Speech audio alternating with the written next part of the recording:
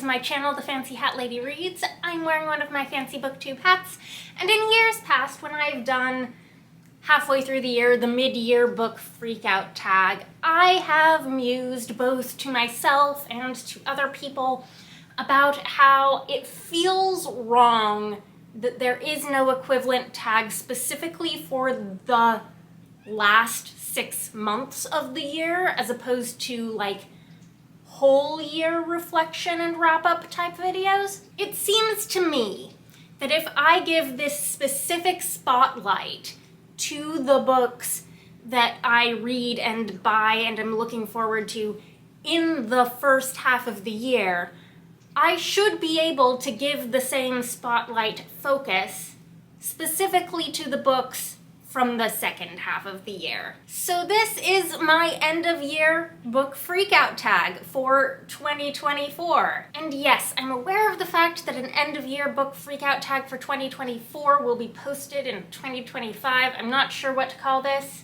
I haven't figured that out.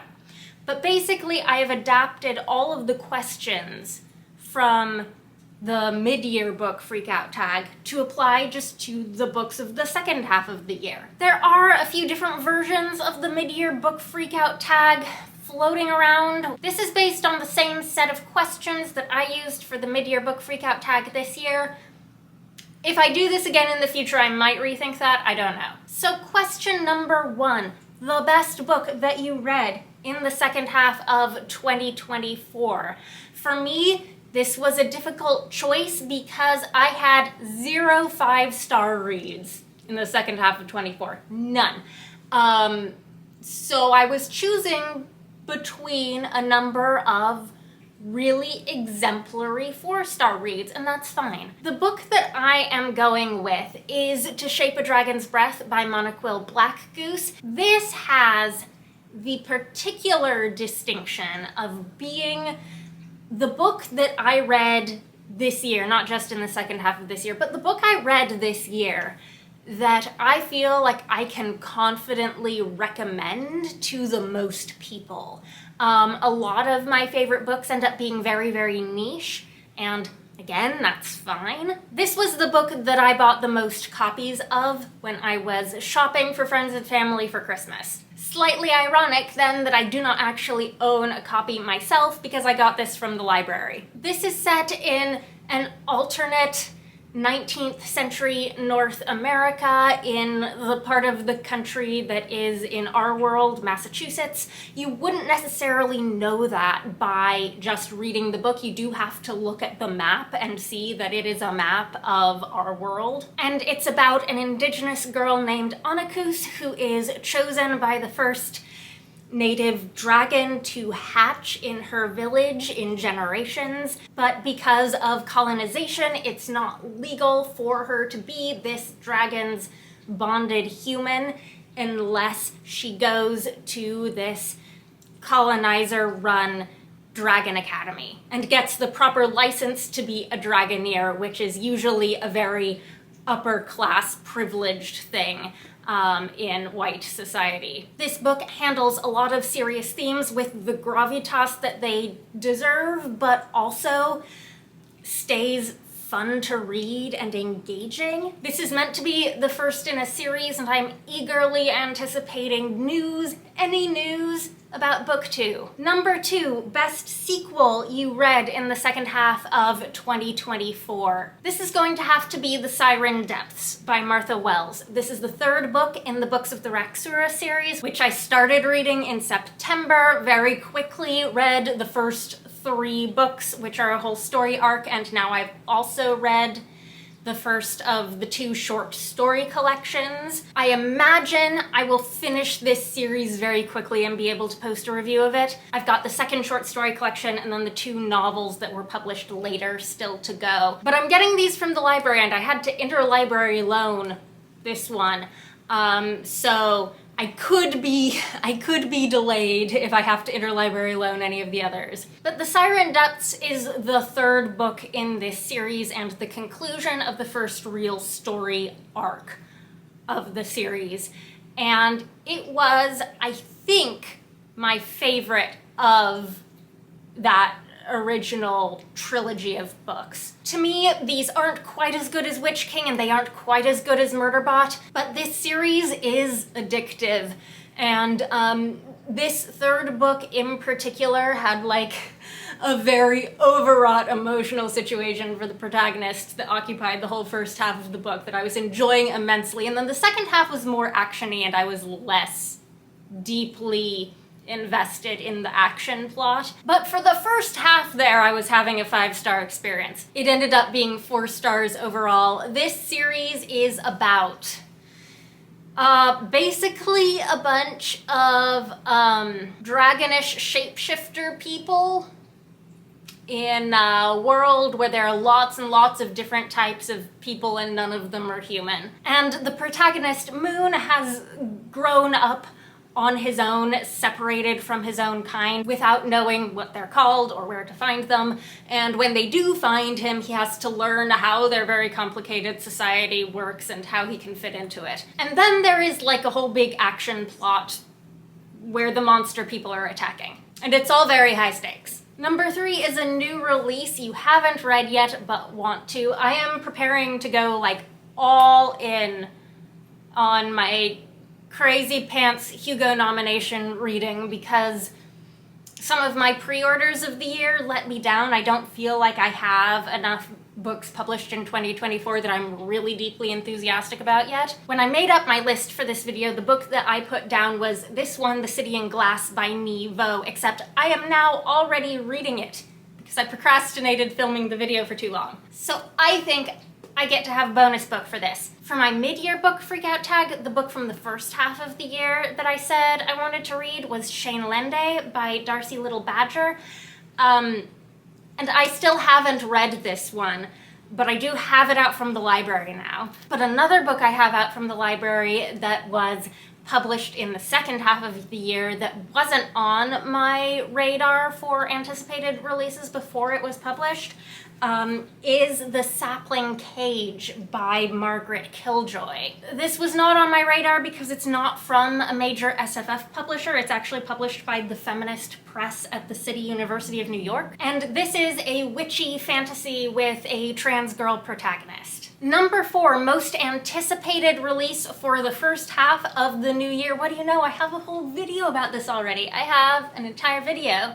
My last one published before this. If I had to pick my number 1 pick though, it would be Among Ghosts by Rachel Hartman.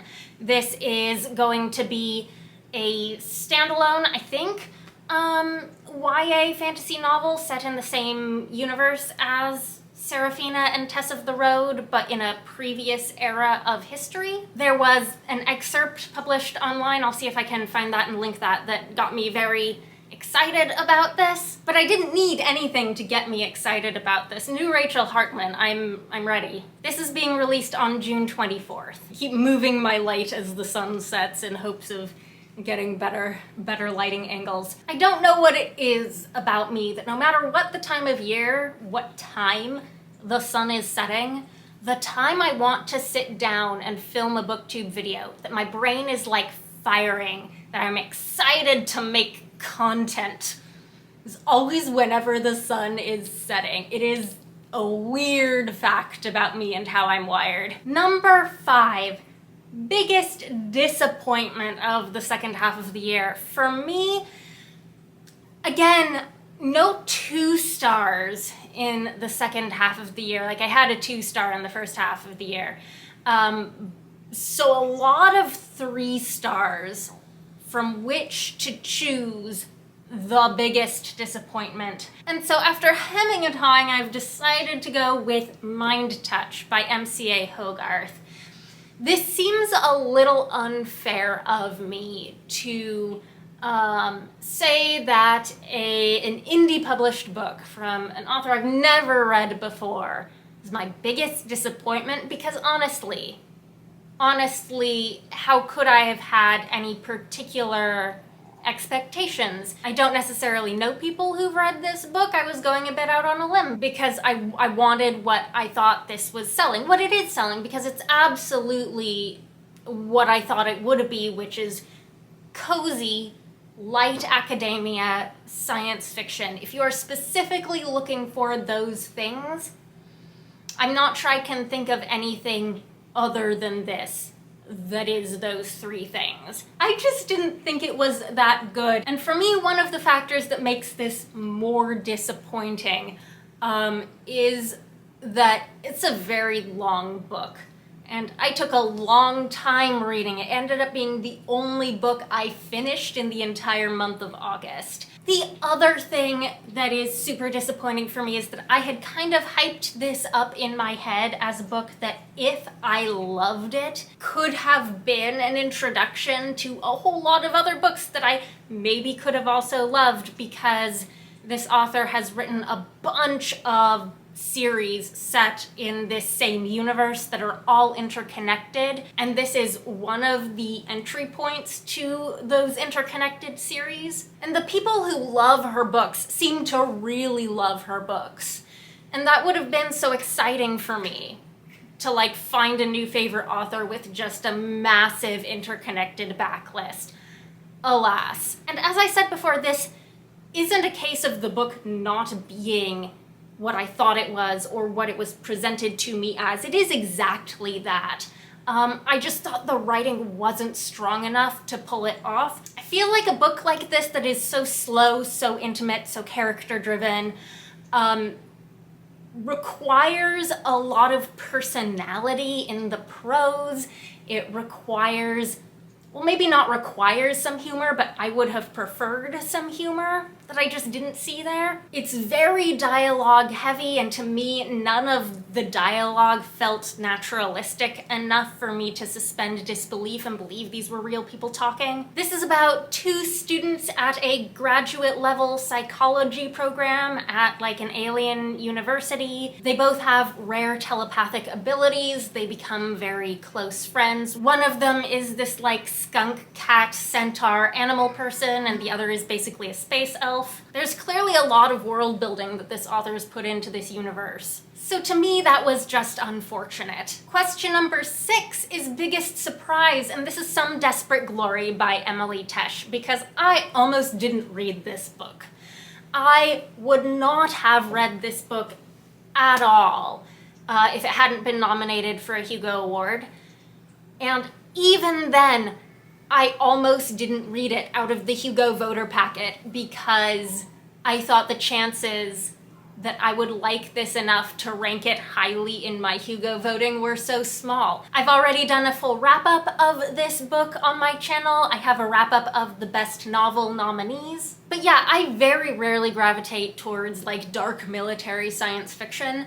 But one of the reasons this is such a surprise, and not just like, oh, pleasant surprise that I liked this book, the book itself takes a really sharp turn halfway through that it would absolutely be a big spoiler to reveal. But suffice it to say, it ended up being a different type of book by the end than what I thought I was getting into in the beginning. Definitely less hard science fiction and more something speculative and experimental. Question number 7 is favorite new author, debut, or new to you? Given that my answer to question number 1, best book I read in the second half of the year, was To Shape of Dragon's Breath, the answer to this one has to be Monoquill Blackgoose, who's both a debut author, though not a debut of the second half of 2024, and an author new to me. 8 and 9 are always a bit challenging to figure out because it's newest fictional crush and newest favorite character. Sometimes for me those feel like the same thing. Sometimes it feels like one is a runner-up for the other. Sometimes it feels like I'm just choosing who goes where based on gender and age of the character. I think for fictional crush I'm going to have to go with Moon from the Books of the Raksura, whom I've already talked about a little bit. I was talking about Moon as a character with my friend Rhea on one of our monthly Stitch and Bitch live streams, and we sort of came to the conclusion that, yeah, Moon is kind of a gender-bent romantasy heroine. I think for when these were published in the 2010s, Martha Wells was probably trying to, like, gender flip some fantasy tropes that were popular, like in the previous decade. And then my newest favorite character is Ingray from Provenance by Anne Leckie. Ingray just barely missed being included in my mid-year book freakout tag because I finished this book on the very first day of July, so missed the deadline. Very frustrated that I couldn't tell you all about Ingray in the mid-year book freakout tag. This is one of the standalone spin-off novels in the Imperial Ratch universe. It is more of a comedy than any of the others. It takes place outside of the Ratch, and Ingray is a cinnamon roll. And she is a cinnamon roll attempting to mastermind a criminal scheme involving a, jailbreak because her mother is a ruthless politician who, expects her children to be pulling off this type of scheme. And this plot gets so far away from Ingray so fast. She's the last person in the galaxy who should be trying to crime at this level. You meet Ingray at the beginning of this book, trying to, spend all of her life savings on this impossible jailbreak, and the moment it starts to go wrong, which is immediately, she is, on the verge of a total meltdown. Things Ingray and Moon have in common. Constantly on the verge of a meltdown. But she is just such a fun protagonist. Number 10, book that made you cry. I would say The Siren Depths again, but really we need to talk about more books than that. The other book that made me cry made me a little mad too, because I didn't actually like it that much, and how dare a book that I didn't think was particularly good make me cry, and that is The Fairy Hounds of York by Arden Powell. This is a historical romance set on the moors of northern England with creepy fae stuff going on. But anyways, this is my warning that even though this is a romance in the strict sense of characters end up together and happy about it at the end, it's not a happy book. I found it to be a sad book. It is a sad ending even though the characters are together, and it made me cry. But that wasn't actually the problem I had with this book. I thought that the characters were just kind of two-dimensional, and the main protagonist in particular didn't make a lot of sense to me in terms of his economic and social position. They both sort of felt like cardboard cutouts, and the dialogue didn't strike me as well written either. Number 11, a book that made me happy. I do have to give it to The Siren Depths. Yes, I cried because this does take you into the emotional depths of Moon irrationally believing that no one wants him, even though everyone wants him, but then it gives him the satisfaction of learning about his past and a happy ending for the whole story arc. And the opposite of characters not making sense is Moon, who even when he's irrational, it makes absolute perfect sense why he is this way. Number 12, favorite book to film adaptation you saw in the second half of the year. So this is gonna be one where I haven't read the book.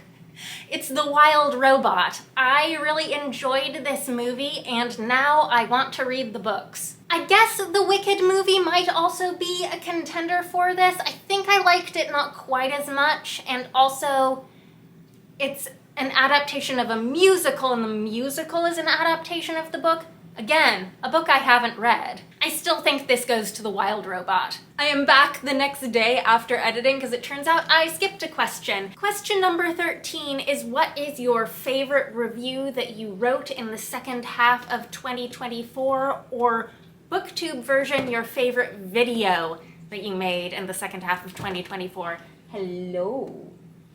And for me, hi sunshine, for me, my favorite video that I made in the second half of the year is undoubtedly my Goodreads thinks these are the 20 worst books I read video. That was so much fun to make. And not only was it fun for me to make, it was well received by people who watched it, and it got, for my channel at least, a lot of views, so the algorithm seemed to like it too. And I feel like it's very hard for me on YouTube to hit the sweet spot of like something I enjoy making that the algorithm and the viewers also like. Sometimes those things seem to be at odds. So I was really happy with that video. In case you haven't seen it, it was a video idea that I got from Angela at Literature Science Alliance. She did it first, I stole the idea,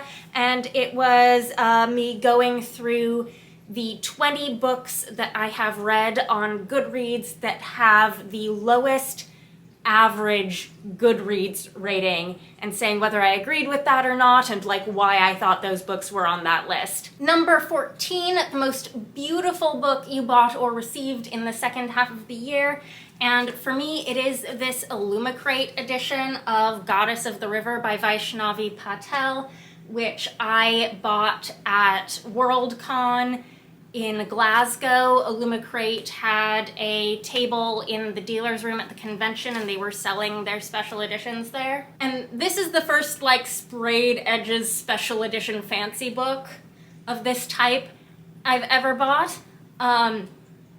And yeah, I think this is very pretty, and I haven't read this yet, but I have really high hopes for it. And the final question, number 15, is what are some of the first books you want to pick up in the new year? And because I procrastinated filming this for several days after I made this list, I've actually already finished 2 of the books. The first book I finished in the new year was A Letter to the Luminous Deep by Sylvie Cathrall. This is one of the more interesting and unusual cozy fantasies I've read. It's a little bit of a puzzle box. It's an epistolary novel.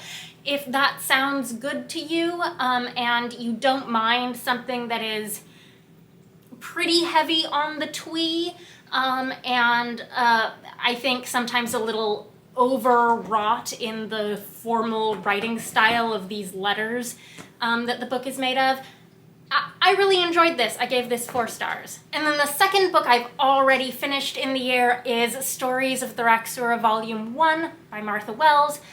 This contains 2 novellas and 2 shorter stories, also 4 stars. And then I mentioned that I'm already reading The City in Glass, which was my final pre-order of 2024 releases that came in. This, so far, incredible, hoping it stays that way. But then some of the other books I really want to get to in like January, February are one backlist book and then 2 2024 releases. The backlist book is Within the Sanctuary of Wings by Marie Brennan. This is the final book in the Memoirs of Lady Trent series. It's been over a year since I read the one before this, and this was on my TBR for 2024. I meant to read it for a 2024 reading challenge. I put it off, ended up having to switch it out for a shorter book last minute that I could read on New Year's Eve. Still want to read this really soon out of frustration that I didn't get to it in 2024. Newer releases, I have The Butcher of the Forest by Premi Mohammed out from the library. I've heard great things about this novella. And also, I'm sort of in a spooky mood. This is, I think, kind of dark and spooky, and also The Briar Book of the Dead by A.G. Slater, which is spooky witchy. Those are some of the things I might pick up real soon. Anyhow, that's it. That's my second half of the year book freakout tag. Please, if you are inclined to do an end of the year book freakout using these questions or your own, I would love to hear about it. Let me know if you do one. Anyhow, I hope you're having a very nice day. That is all. Bye for now.